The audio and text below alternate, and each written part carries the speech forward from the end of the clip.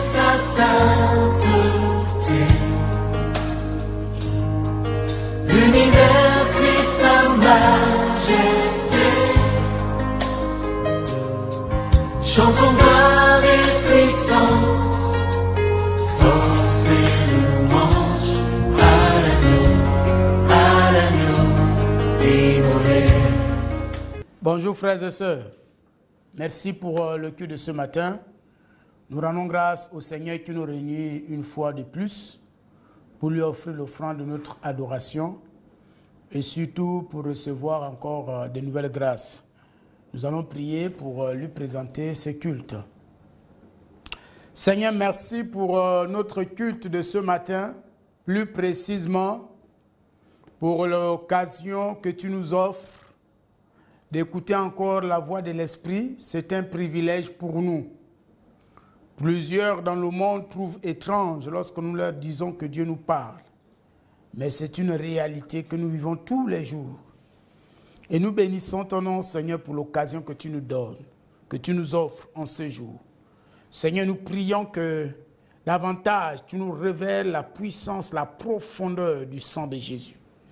Et nous voulons surtout, Seigneur, expérimenter cela au nom de Jésus-Christ.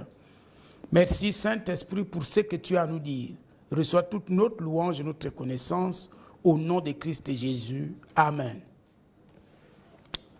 Ce matin, nous allons poursuivre avec le thème que nous développons depuis quelques dimanches et quelques mercredis. La puissance cachée du sang de Jésus. La puissance cachée du sang de Jésus. L'ignorance de la puissance cachée du sang de Jésus, l'ignorance de la révélation du sang de Jésus a amené plusieurs chrétiens à vivre dans la faiblesse, à vivre dans la défaite. Or, Dieu n'a jamais prévu, programmé la défaite pour nous. Nous sommes un peuple victorieux. La victoire de Christ est notre réalité, est notre identité. Le triomphe de Christ est notre identité, c'est ton identité. Donc lorsque nous pleurnichons devant les circonstances, lorsque nous pleurnichons devant les épreuves, nous attristons le Saint-Esprit. Pourquoi? Parce que c'est une conséquence de l'ignorance de ce que nous sommes et une conséquence du manque de révélation de la puissance du sang de Christ. Nous allons donc prendre nos Bibles dans le livre d'Éphésiens. Éphésiens au chapitre 2, nous lirons du verset 12 au verset 16. Souvenez-vous que vous étiez en ce temps-là sans Christ, privés du droit de cité en Israël, étrangers aux alliances de la promesse, sans espérance et sans Dieu dans le monde. Mais maintenant, en Jésus-Christ, vous qui étiez jadis éloignés, vous avez été rapprochés par le sang de Christ.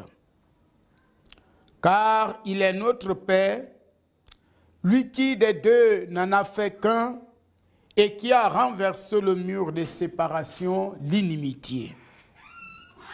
Ayant anéanti par sa chair la loi des ordonnances dans ses prescriptions, afin de créer en lui-même avec les deux un seul homme nouveau, en établissant la paix. Et de les réconcilier l'un et l'autre en un seul corps, avec Dieu par la croix, en détruisant par elle l'inimitié. Je nous disais en l'entame de mon message que nous allons encore parler de la puissance cachée du sang de Jésus. Et aujourd'hui, toujours par rapport à l'œuvre du sang de Jésus, vous pouvez maintenant sentir la présence de Dieu par le sang de Jésus-Christ. Vous pouvez maintenant sentir, nous pouvons maintenant vivre, vous pouvez maintenant vivre, bénéficier de la présence manifeste de Dieu. Et c'est ce que nous voyons dans notre passage d'Éphésiens, au chapitre 2, les versets 12 et jusqu'à 16. Donc nous allons ensemble examiner cette portion d'écriture. Et Paul met en contraste plusieurs éléments. Le premier élément que Paul met en contraste est d'ordre temporel. Il dit, en ce temps-là, jadis, autrefois, et il oppose cela au maintenant. Il dit maintenant. Il contraste le temps. Autrefois. Autrefois. Et il fait le portrait de ce que nous étions autrefois, de ce que nous étions jadis, de ce que nous étions en ce temps-là. Il met cela en opposition avec ce que nous sommes aujourd'hui. Qu'étions-nous en ce temps-là, jadis, autrefois? Paul, dans son portrait, énumère 5 éléments. Le premier élément, il dit nous étions sans Christ. Le deuxième élément, nous étions privés du droit de cité en Israël. La troisième chose, nous étions étrangers aux alliances de la promesse. La quatrième chose, nous étions sans espérance. Et la cinquième chose, nous étions sans Dieu dans le monde. Alléluia. Et vous allez vous rendre compte que Christ a résolu ces 5 éléments. Parce que Christ a reçu 5 marques. La première marque concerne le fait que nous étions sans Christ. La deuxième marque concerne le fait que nous étions privés du droit de cité en Israël. La troisième marque de Jésus, nous étions étrangers aux alliances de la promesse. La quatrième marque de Jésus, c'est-à-dire les marques de ce clou, bien sûr, nous étions sans espérance. Et la cinquième, nous étions sans Dieu dans le monde. Les 5 clous que Jésus-Christ a reçus répondaient brillamment, résolvaient brillamment la conséquence de ces 5 marques. On a percé la main de Jésus, les 2 mains de Jésus, ça fait 2 marques. On a percé son côté, ça fait 3 marques. On a percé ses pieds, ça fait 5 marques. Et les 5 marques de Christ ont répondu à ces 5 privations. Nous étions privés de Christ. Nous étions privés du droit de cité en Israël. Nous étions privés de l'espérance. Nous étions privés sans Dieu. Oh Dieu, maintenant, nous ne sommes plus des gens privés. Alléluia. Tu n'es plus quelqu'un qui est privé de Christ. Tu n'es plus quelqu'un qui est privé du droit de cité en Israël. D'ailleurs, pour toi, tu appartiens à l'Israël spirituel. Tu n'es plus quelqu'un qui est sans espérance. Tu n'es plus privé de cette espérance éternelle. Tu as la certitude que lorsque Christ viendra, oh, tu rentreras dans la félicité, dans le règne éternel avec lui. Tu n'es plus dans ce monde sans Dieu. Au contraire, il a dit, il ne t'abandonnera pas, il ne te délaissera pas. Parce que désormais, les marques de Christ ont fait que Dieu soit avec toi dans le monde. Les autres sont orphelins, mais toi, tu n'es pas orphelin. Les autres sont livrés à la merci des œuvres sataniques, mais toi, tu es livré à la protection divine. Donc, ça, c'est autrefois. Et ce autrefois a été résolu. Maintenant, il dit, mais maintenant, et nous le trouvons cette belle expression au verset 13. Je vais relire pour nous. Il dit, mais maintenant. Et là, Paul oppose un autre contraste. C'est un contraste positionnel. Au départ, c'était un contraste temporel. Mais Paul oppose un autre contraste, qui est un contraste positionnel. Et nous le trouvons au verset 13. Il dit, mais maintenant, en Jésus-Christ, vous qui étiez jadis éloignés, vous avez été rapprochés par son sang. Alléluia. Oh, alléluia. Il dit, jadis, vous avez été éloignés. Jadis. Et jadis, c'est toujours le synonyme de autrefois, de ce temps-là. Il dit, tu étais éloigné, tu étais distant. Mais ça, c'est jadis. Ça, c'est jadis. C'est-à-dire, avant que tu n'aies connu Christ, avant que tu n'aies reçu Jésus-Christ comme Seigneur et Sauveur personnel, avant que tu ne sois né de nouveau, ô Dieu, Seigneur, accorde-nous la révélation de notre identité en Christ. Seigneur, accorde-nous cette lumière. Renouvelle notre intelligence afin que nous comprenions la signification de notre nouvelle naissance. Seigneur, c'est ce qui nous manque. Il dit, mais maintenant, en Jésus-Christ, la clé se trouve dans cette petite expression, en Jésus-Christ. Et le en souligne la position. Le en ici est locatif. Le en ici est permanent. Vous savez, en grec, il y a deux mots. Il y a en et eis. Quand on utilise eis, il y a l'idée de mouvement. Mais quand on parle de haine, ça parle de quelque chose qui est là de façon permanente, qui ne bouge pas. Une position qui est éternelle, qui ne bouge pas.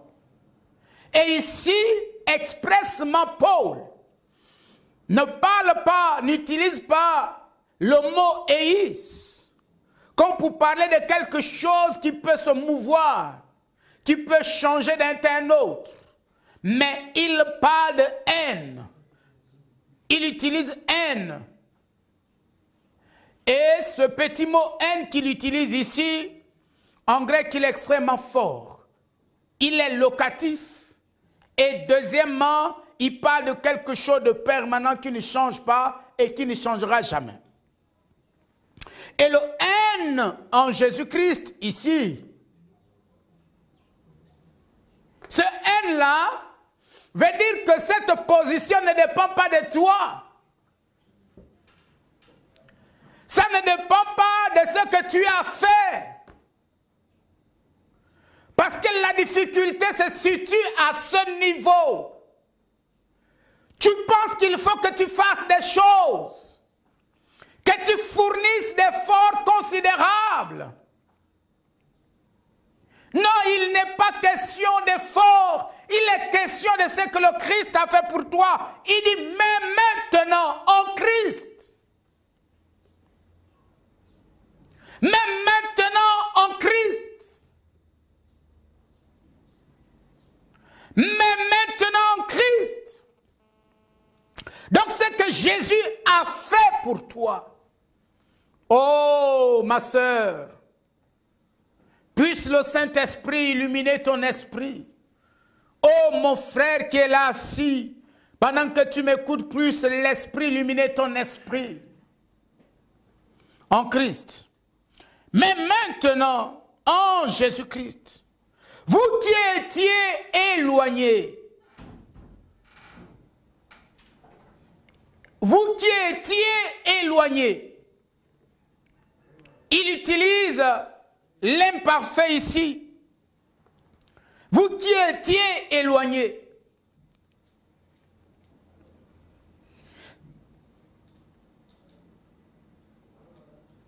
Vous qui étiez jadis éloignés. Jadis éloignés, vous avez été rapprochés par le sang de Jésus. Jadis, hier, autrefois, vous étiez éloignés. Mais maintenant, toi tu es dans le maintenant de Dieu. Dieu te définit et te qualifie dans son maintenant. Et dans le maintenant de Dieu, il dit que tu as été rapproché. Il n'a pas dit tu t'es rapproché. Donc l'initiative n'est pas de toi. Ce n'est pas toi qui fais l'action ici. Mais ici tu subis l'action. Ici c'est toi qui subis l'action parce que l'action est faite par quelqu'un d'autre. Et dans le passage qui fait l'action ici, c'est Dieu lui-même.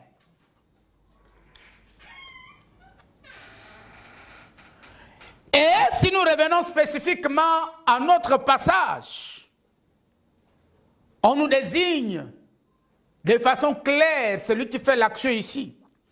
Il dit, vous avez été rapprochés. Vous avez été rapprochés. Vous, c'est-à-dire toi. Toi, hier, tu étais éloigné. C'est pourquoi tu subissais, pouvais subir ce que tu as subi. Même maintenant, tu n'as plus le droit de subir quoi que ce soit. Il dit, même maintenant en Christ, vous avez été rapprochés. Vous avez été rapprochés. C'est-à-dire, ce mot-là est fort. Le mot en grec, c'est engus. Engus, c'est extrêmement fort en grec. Ça veut dire devenir proche. Et ici, il y a l'idée de proche par rapport au lieu, à la position, comme je le dis tout à l'heure. Proche en lieu. Engus parle de la proximité par rapport au lieu. Et ça parle de la position. Là où tu te trouves maintenant. Là où tu es maintenant. Sur le plan spirituel, tu te trouves où? Tu es proche, tu as été rapproché de Dieu. Tu es devenu proche de Dieu. Tu es près de Dieu. Et ce mot veut dire ceux qui sont proches de l'accès à Dieu. Oh Saint-Esprit. Tu es proche de l'accès à Dieu. Tu as accès à Dieu. Et la Bible, toujours Éphésiens dit, vous avez le libre accès dans le sanctuaire. Et les rabbins utilisaient également ce mot lorsqu'ils parlaient des prosélytes. Quand ils faisaient des prosélytes, ils utilisaient l'expression rendre proche. Donc pour eux, faire des prosélytes, c'était les rendre proches de Dieu. Et être né de nouveau signifie te mettre proche de Dieu, te rendre proche de Dieu. Amen. Amen. Donc tu es proche de Dieu, même lorsque tu oublies de prier. Je ne suis pas en train de dire ne prie pas. Mais il faut que tu comprennes que la prière te rend simplement conscience. Ne te rend simplement conscient de la présence de Dieu, de ta proximité avec Dieu, de ta position. Mais cette position n'est pas la conséquence de ton temps de prière. Cette position n'est pas conséquence de ton jeûne et prière.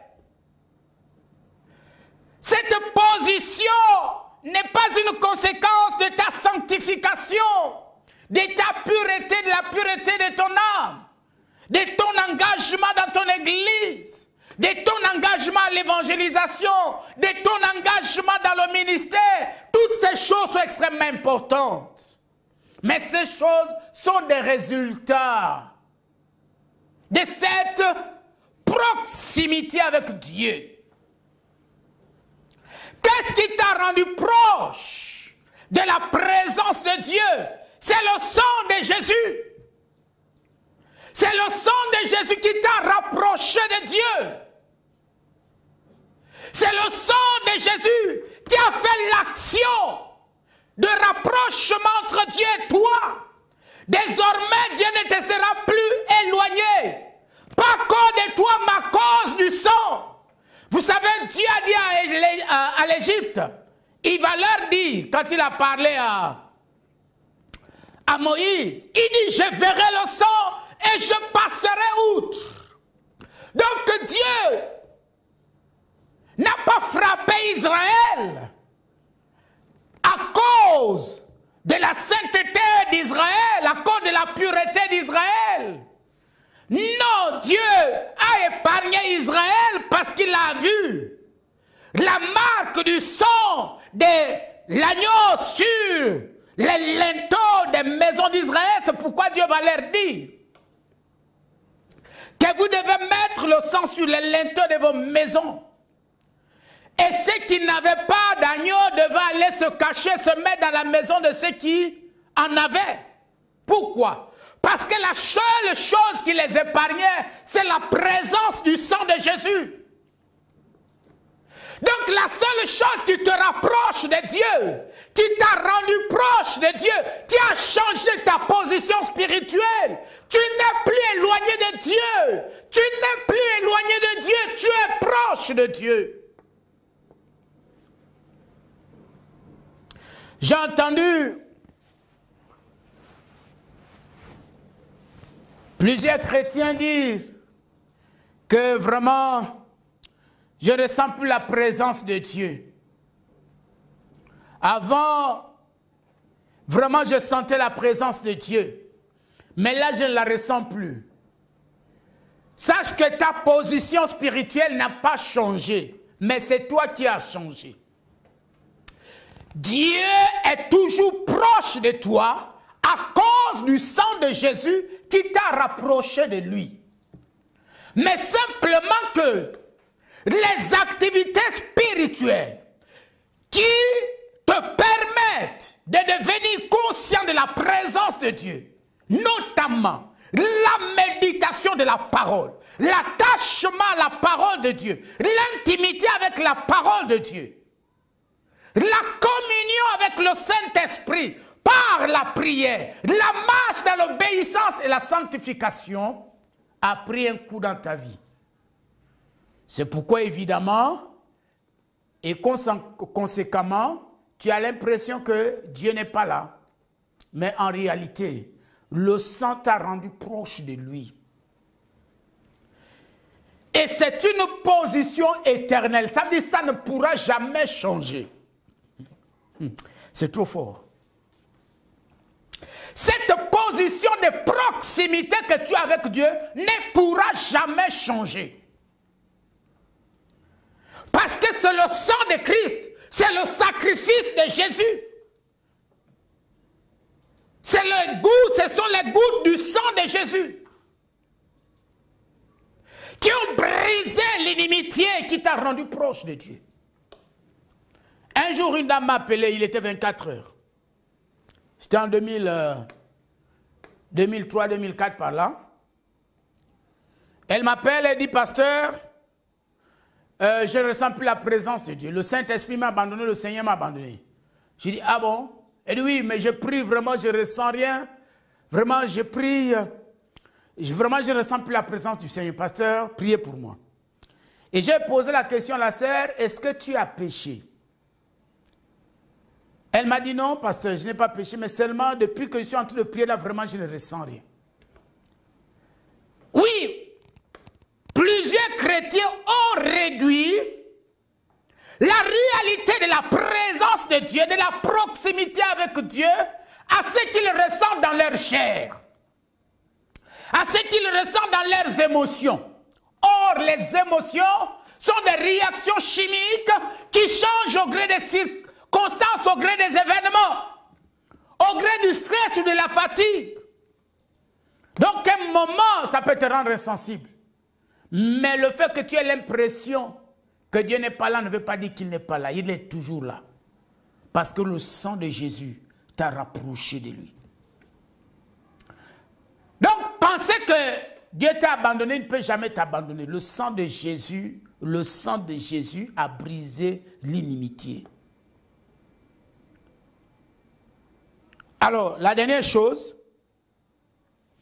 la dernière vérité pour finir, c'est que dans la tradition monarchique, à l'époque des monarques, donc des royaumes, à l'époque des royaumes, que se passait-il? Lorsque tu rentrais en présence du roi, c'est-à-dire quand le roi te recevait en audience, parce que tu sollicitais, quand quelqu'un sollicitait une audience auprès du roi pour poser sa requête, présenter sa requête, présenter son besoin au roi, on ne sortait jamais de la présence du roi sans un élément qui parle de la richesse du roi. Après l'entretien avec le roi, après que le roi résolvait ton problème, il devait forcément te remettre soit de l'émeraude, soit du diamant, soit une perle, en tout cas une richesse, un trésor qui parle de sa richesse. C'est pourquoi les rois, à l'époque des monarchies, les rois étaient reconnus pour être des grands donneurs, des grands donateurs, pour être des hommes extrêmement généreux. Parce que tous ceux qui rentraient en leur présence sortaient joyeux avec la bénédiction, c'est-à-dire avec la richesse qui parle, voyez, qui parle des trésors du roi. Et la Bible te dit ce soir, ma Bible te dit ce soir, hier, jadis tu étais éloigné, mais maintenant tu as été rapproché par le sang de Jésus. Tu as été rapproché de Dieu. Tu bénéficies de la proximité, de la présence de Dieu, de l'intimité avec Dieu. Pas parce que tu as atteint des niveaux de spiritualité, mais parce que tu es en Christ et le sang t'a rapproché de lui. Il t'a rapproché du roi des rois et du Seigneur des seigneurs. Il t'a rapproché du roi des rois et du Seigneur des seigneurs. Il t'a rapproché du Seigneur et du roi du royaume des cieux. Tu es et tu bénéficies de sa présence. Oh Dieu! Si un monarque humain, si un roi humain, lorsqu'on entrait dans sa présence, il pouvait remettre à l'un de ses citoyens un élément qui parle de sa richesse. Comment tu peux rentrer dans la présence de Dieu et sortir sans quelque chose? C'est impossible, c'est impensable, c'est inimaginable. Comment tu peux penser cela du roi des rois et des seigneurs? Non, depuis que je prie, je ne suis pas guéri. Depuis que je prie, je ne suis pas délivré. Depuis que je prie, je ne me marie pas. Depuis que je prie, je n'ai pas d'enfant. Depuis que je prie, ma condition ne change pas. Depuis que je prie, je vis les mêmes situations. J'ai même l'impression que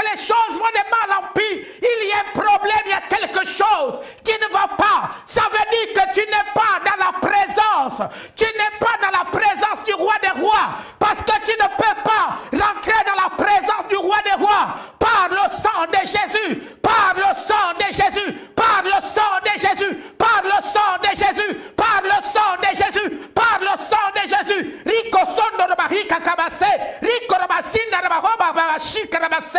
Et sortir sans un trésor, c'est sortir sans une richesse, et sortir sans une bénédiction, c'est une impossibilité. Oui, frère, c'est une impossibilité.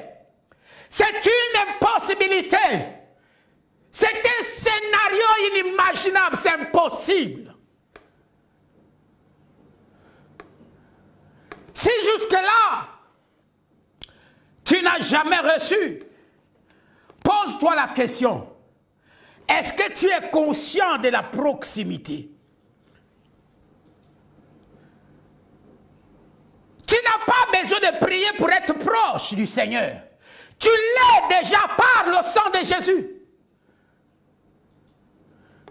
Ton problème, c'est la conscience de ta proximité.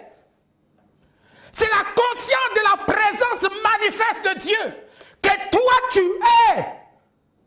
Toi, tu es dans la présence manifeste de Dieu. Et tu ne peux pas sortir de cette présence manifeste de Dieu sans recevoir, sans sortir avec un trésor. C'est impossible. On ne sortait pas de la présence d'un monarque les mains vides. Même chez nous au Gabon, nous avons vécu cela. Chez nous au Gabon, ici, nous avons des témoignages. Des personnes, lorsqu'ils entraient dans la présence de certaines autorités, ils ont toujours témoigné qu'ils sortaient enrichis. D'autres ont même construit des maisons, pas parce qu'ils ont travaillé, mais seulement parce qu'ils ont été dans la présence de la première autorité du pays. Comment tu peux penser que le roi des rois est le Seigneur des seigneurs, lui qui a toutes les richesses de la terre, et voyez ce qu'il a fait à Adam. Il n'a pas dit à Adam, prends cette partie de richesse. Il a donné à Adam tout le jardin, c'est-à-dire tous les trésors de la terre, parce qu'Adam était dans sa présence. Comment toi, dans la présence, a été restauré par le sang de Jésus. La proximité a été restaurée par le sang de Jésus. Tu peux penser que non, jusque-là, tu ne reçois pas. Non, ce n'est pas possible. Ce n'est pas possible. Ce n'est pas possible. Ce n'est pas possible. Maintenant, je déclare au nom de Jésus que dès ce jour, dès maintenant que pendant que tu m'écoutes, oh, tu sors de la présence de Dieu. Rachid Karabasé, tu sors en sainteté par ton mari. Alléluia. Parce que tes troupes sont restaurées. Tu sors délivré. Tu sors avec un emploi. Au nom de Jésus. Tu sors avec ton époux. Au nom de Jésus. Tu sors avec la sagesse pour gérer les sommes de ton entreprise. Au nom de Jésus. Tu sors avec un ministère béni de toute grâce. Au nom puissant de Christ Jésus. Tu sors avec une vie pleine de joie et de prospérité divine. Seigneur, je te bénis et je te rends grâce parce que tu t'es révélé un homme au nom de Christ Jésus. Amen. Merci beaucoup, que Dieu vous bénisse. Prenez votre offrande. Seigneur, merci pour cette offrande. Ça part des trésors que nous avons à ta présence. Seigneur, la Bible déclare que celui qui donne généreusement, ô Seigneur, s'enrichit. Je déclare que tes serviteurs, tes servantes, qui ont décidé de donner généreusement, Seigneur notre Père, ta main est sur leurs trésors. Ils sont multipliés au-delà de toute mesure. Merci de ce que tu leur donnes l'intelligence, afin que ces trésors produisent des entreprises, parce qu'ils sont de nature supérieure. Au nom de Christ Jésus, Amen.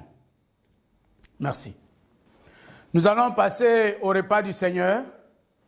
La Bible déclare que le jour où Jésus fut livré, il prit du pain et après avoir rendu grâce, il le rompit. Seigneur, je te rends grâce pour ce pain. Il est plein de vie parce que tu as dit que celui qui mange ton pain reçoit ta vie. Je déclare que pendant que ton peuple est en train de manger ce pain, la vie divine se déploie dans leur corps, dans leur organisme et dans leurs entreprises au nom puissant de Christ Jésus.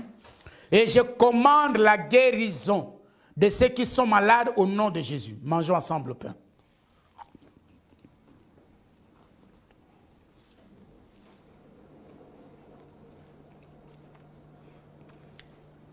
La Bible déclare qu'il prit ensuite une coupe. Après avoir rendu grâce,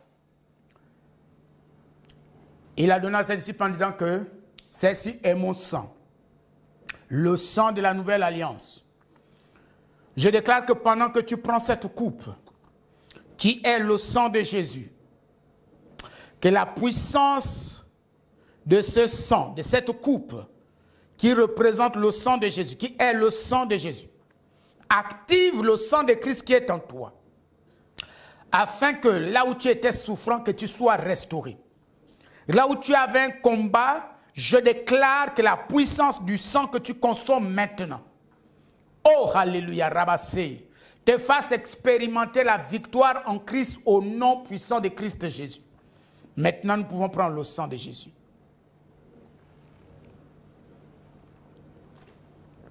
Seigneur, merci pour ce repas. Nous te bénissons parce que nous allons le prendre avec toi le jour de ton avènement. Le jour des noces, l'agneau. Merci Seigneur parce que c'est une action de grâce par rapport à l'œuvre que tu as accomplie pour nous. Nous te bénissons au nom de Christ Jésus. Amen. L'univers crie sa majesté. Chantons